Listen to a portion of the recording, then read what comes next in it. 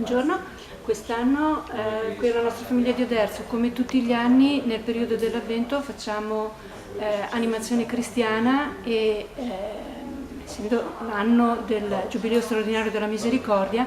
vogliamo proprio essere dentro questo tema, questo discorso, e allora abbiamo avuto l'opportunità di avere i pannelli, i dipinti di un pittore editore di mostro, Paolo Florindo, sulle 7 opere di misericordia che ci introducono proprio nel realizzare la catechesi per i nostri ragazzi che sono diurni presso il nostro centro, quindi la catechesi sulla misericordia che di generazione in generazione è presente, è fedele, si estende su coloro che amano Dio, per cui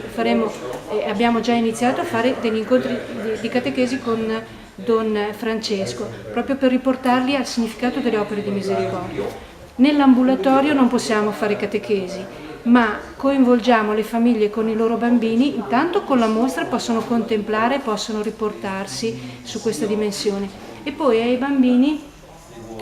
facciamo fare il presepio, e quest'anno il presepio vedrà Gesù bambino contornato, no? Con intorno tutti i buon pastore che loro riusciranno a dipingere mano a mano a casa. Dietro al buon pastore noi gli faremo scrivere il loro nome perché è bello,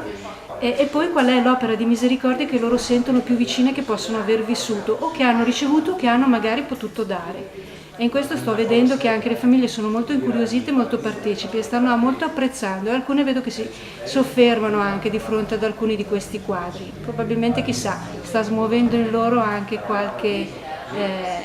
aspetto profondo e interiore che insomma il Signore sa e vede.